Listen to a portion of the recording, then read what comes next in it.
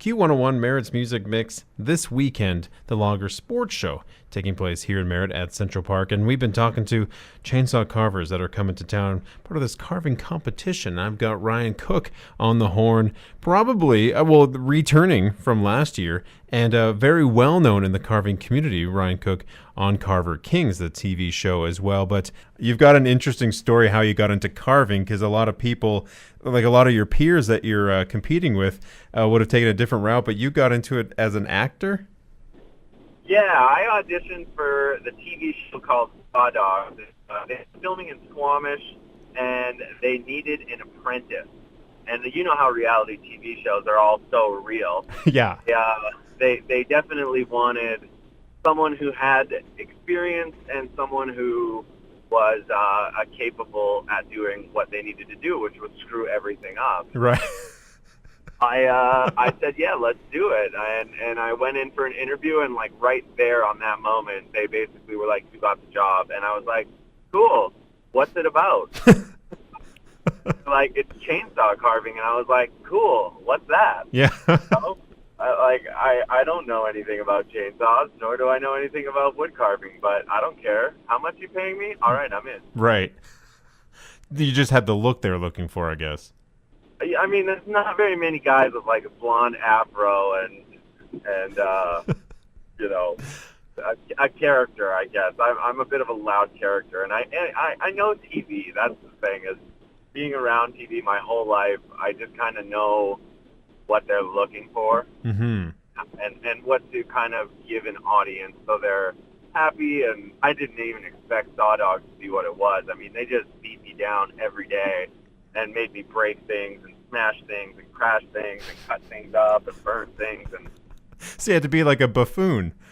I was the buffoon. I was hated in the carving world for a lot of years. Probably some people still hate me because they think that reality is real, right? People would come up to me and be like, you're an idiot. And I would be like, They think that Ryan Cook, why are you hiring him to come to our competition? what was that? I would just say, like, the people see your name, they're like, why are you bringing Ryan Cook to this competition? He's terrible. Oh, 100%. And it was so funny to me that, like, people had this persona, but I never really expected it because American and Canadian so like in Canada, it was on OL, and they didn't really back the show, so it didn't really get much press, but in America it was huge. Oh. He had a lot of followers, and, like, man, Americans hated me. It was awesome. So you're staying north of the border for a while. Can you go in there? Can you go down to the States now and be okay? Oh yeah. I'm pretty well in the carving world, so it's been cool. Like, it's been an awesome journey. You know, like, we thought we'd get season 2. So once season 2 ended, season 1, I took all my money. I moved back in with my mom and dad, and I carved every day for like a whole year because it took them a year to cancel the show. And by that time, I had gotten good, and I thought, you know, what am I going to do? I don't want to go back to a marketing job. So instead of going back to marketing, I stuck with it. And my mentor, whose name is Chris Bolt, he's 5-time world champion, he told me, you know, you're going to be good if you stay with it. You're not going to make any money for 3 years, and 3 years you will. And almost 3 years to the day, I turned professional, and then everything went crazy, and then another year went by, and then we got the show Carver Kings. Pretty cool. That is really cool. So, like, when you started out, like, they hire you to just act like you don't know what you're doing, but you picked up the tools. Like, did the TV production company train you, or was it the actors you were with? Well, those guys aren't actors. That's the thing. Like, we were told to act in the situation, but the guys that were on Saw Dogs are all professional carvers. Chris Bolt, Mark Kolb, Pete Ryan, you know, those guys are Paul Burnett. They're all guys who actually I got on Carver Kings, but they're all sculptors. They're all full-time professional chainsaw carvers. So watching them was kind of like, oh, I get it. I understand the theory of that. Right. No, I just looked at it as like not as like an artist, more of like, how in theory are these guys accomplishing this? Like, what cuts are they making? How are they doing this? And watching guys create these pieces in the time frame I was like, oh, I can do this. Right. Okay. So it's just like osmosis. You just absorbed everything.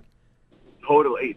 Like there's times now, because I was such a lucky kid, I look at what I was now, or I look at how in the past Saw Dogs was like the best thing that could have happened to me. There's carvers that dream about the job that I had. They wish they could have had that experience working with 18 of the best carvers in the world.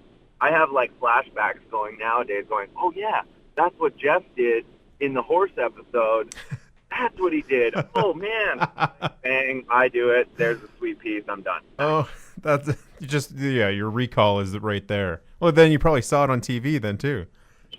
Totally. Yeah. I'll watch back the episodes and be like, well, that's scripted. Oh, that's a cool thing. Right. I see how we did that cut. Totally. How like when you're doing your carvings, then like when you're putting forth an idea, do you always go back to the same thing? Like, what is your favorite thing to carve? That's the $1 million question right there. A lot of guys have like themes. I like fantasy stuff. I definitely like fantasy stuff, but business is bears, eagles, owls. A lot of people assume that bears and eagles are your favorite, are what is expected of wood carving. But for me, I like human form. I've been studying human anatomy the last few years. I love doing fantasy characters in human form, like Poseidon, and I just did the BFG in Campbell River, where I took an 8-foot log and made BFG 15 feet, all from one log. So, I like the idea of creating dynamic, big, visually pleasing pieces. How many, like when you've got something like that big, how long does that take? You'll see if you come down to Merritt Logging Fest this weekend. So you already know what you're going to do? I have 3 designs of what I'm going to do. It just depends on the log size. And during every competition, there's a log draw at the beginning, so you really don't know what you're going to get.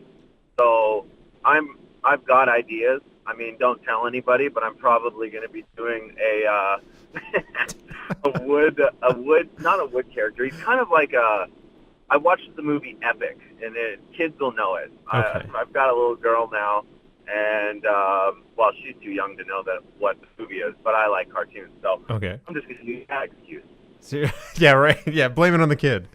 And I like leafsmen. They're like leaf men that protect the forest, and he rides a hummingbird. I'm leaning towards doing something like that, or one of the bad guy characters, which are called boggins. And the boggins were, I want to say like, more like roaches. It's kind of a cool movie, but okay. Something in regard to the forestry, but it's going to be a fantasy type forestry piece. I like that. So families and kids, when you bring them down to the Logger Sports Show this weekend, you're going to know exactly what Ryan Cook's carving. Definitely. I think they'll have a good idea. Ryan, before I let you go, why I want to know, like, you got into it because you were just kind of looking for a job, but it's kept you. Like, why do you like it so much? What are you getting out of it? Honestly, the cool thing about this job is I get to travel all over the world. I get to represent Canada when I compete, and I get to go to places like Merritt. I get to go to places all over BC. I get to meet kids. I get to carve different things. Like for instance, this is too close to home, but my dad just passed away last week, or 2 weeks ago, and right before his passing, he was 40 years in service as a fireman. I carved him a sculpture that stands proudly outside of his fire department right now.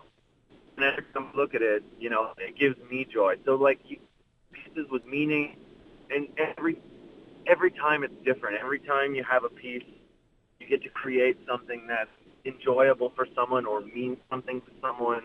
And in that is my favorite part of sculpture.